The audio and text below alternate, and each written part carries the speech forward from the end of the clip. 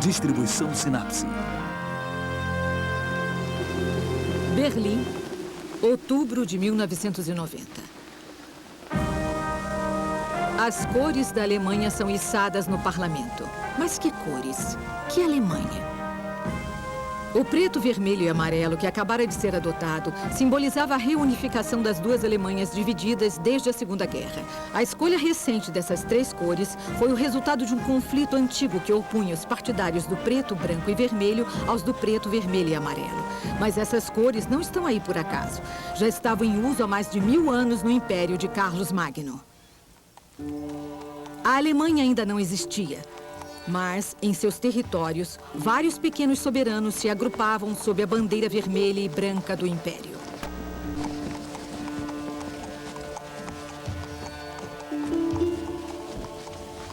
O imperador Carlos Magno e seus sucessores tinham suas cores pessoais, o amarelo e o preto. A presença da águia preta queria lembrar os vínculos com o antigo Império Romano. Esse império foi dividido em 3 partes. A maioria dos países da Europa Ocidental nasceu dessa divisão.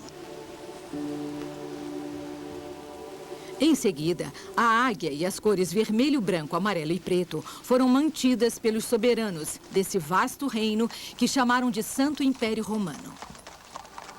Os príncipes dos pequenos reinos do Santo Império se reuniram para eleger o seu rei. A partir de Carlos Magno, instaurou-se a tradição da longa viagem a Roma. Era durante essa viagem que ofereciam o vermelho e o branco àqueles que se destacaram nos combates fora do Império.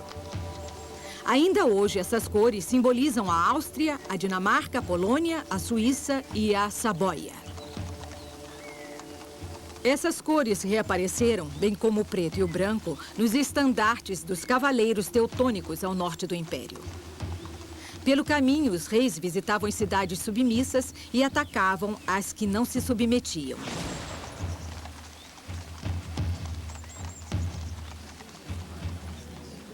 A meta final dessa viagem era ser coroado imperador pelo Papa e receber o orbe, que representa a terra, com uma cruz.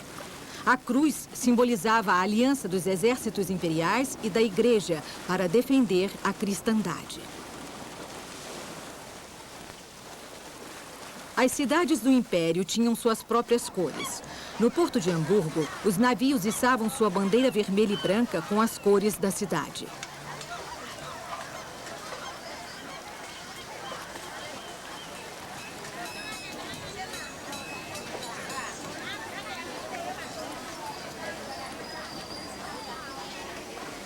Essas cidades independentes eram tão ricas que emprestavam dinheiro ao imperador.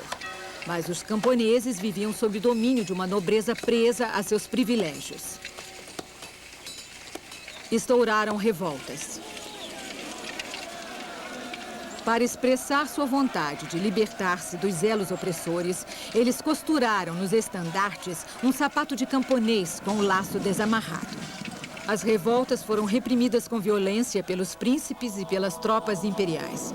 Com Carlo V, o Santo Império Romano aumentou ainda mais. Martim Lutero, monge que pregava uma reforma da religião católica, rejeitou a autoridade do Papa e denunciou o enriquecimento do clero. Seu movimento deu à luz a Igreja Protestante.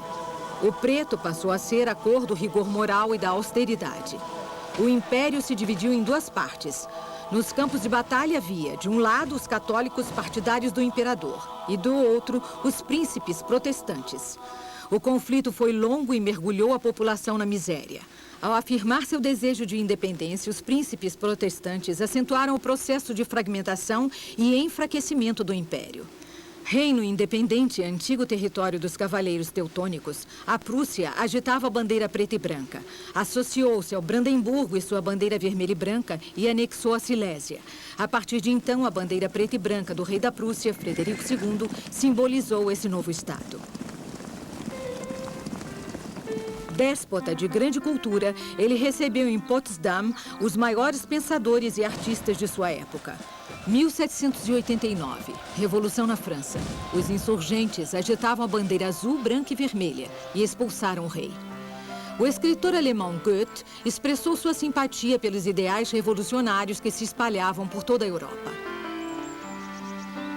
A cidade de Mainz proclamou a República exibindo as cores da Revolução Francesa.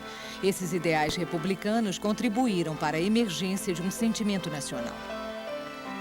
O povo tomou consciência de ser parte de uma mesma terra e de um mesmo idioma. A invasão de Napoleão colaborou para a queda do Império Romano Germânico, que havia durado cerca de 1000 anos.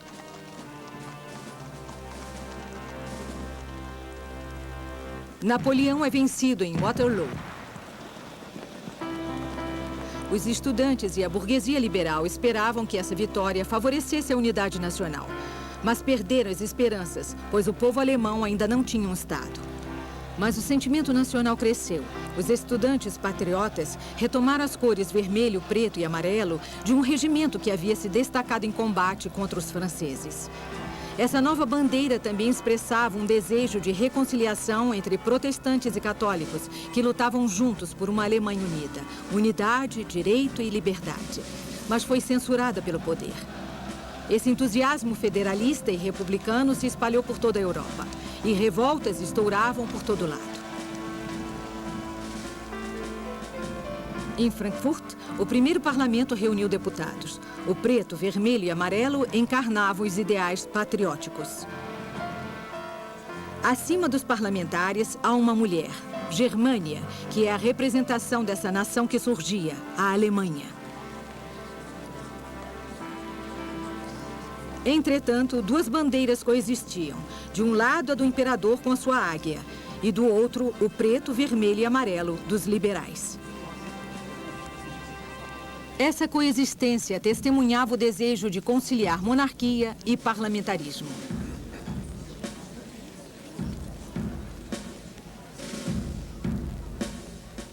Mas quando os liberais ofereceram essa bandeira a Guilherme IV, rei da Prússia, ele a recusou. Ele não podia dividir com o parlamento seu poder de direito divino. As revoltas que se seguiram foram reprimidas com violência pelo exército prussiano. A Alemanha foi dividida em dois campos, liberais contra monarquistas. Graças a um desenvolvimento comercial e industrial sem precedentes, a Prússia reforçou seu domínio em outras regiões. O chanceler Otto von Bismarck criou uma confederação de 28 estados que reconheciam a soberania do Reino da Prússia. Essa confederação foi simbolizada pelas cores da Prússia e de Brandemburgo, o preto, branco e vermelho. Essas três cores acompanharam as guerras expansionistas contra a Dinamarca e a França.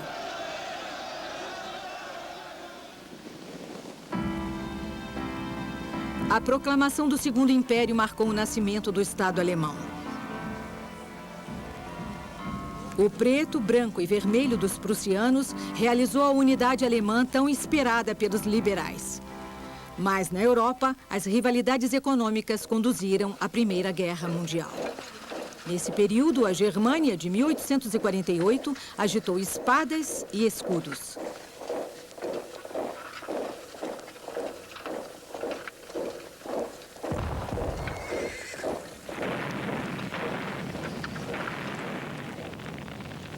A Europa estava sob fogo e sangue.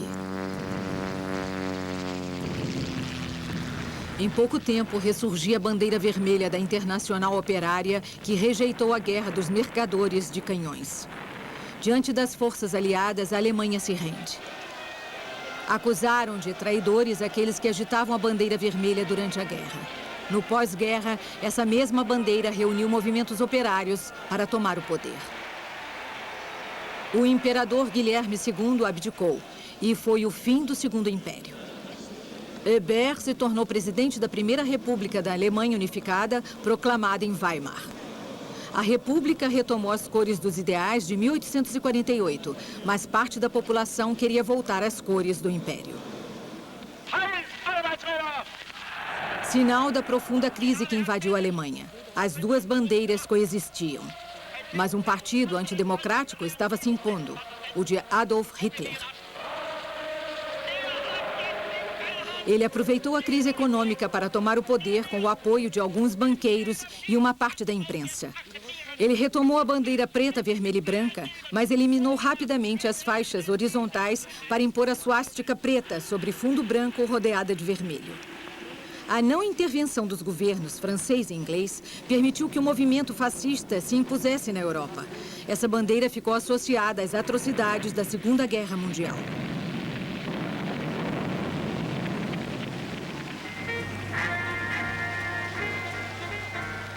Foi preciso esperar o ano de 1949 para que, em Bonn, a nova República Federal da Alemanha adotasse a bandeira preta, vermelha e amarela, que simbolizava liberdade, democracia, unidade e federalismo.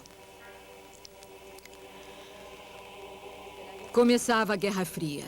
A Alemanha foi dividida em duas partes por um muro, mas os dois estados mantiveram as mesmas cores, só que a Alemanha Federal manteve a águia imperial e a Alemanha Oriental, sob influência soviética, escolheu o martelo e o compasso.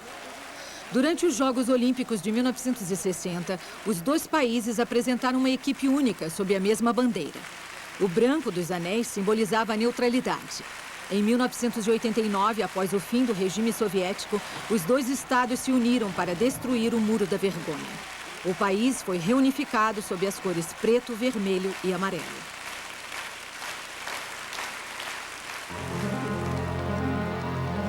Uma bandeira? Para quê? Há séculos na Europa, cores e símbolos se opõem ou se unem. O que eles representarão amanhã? Versão brasileira Audio News.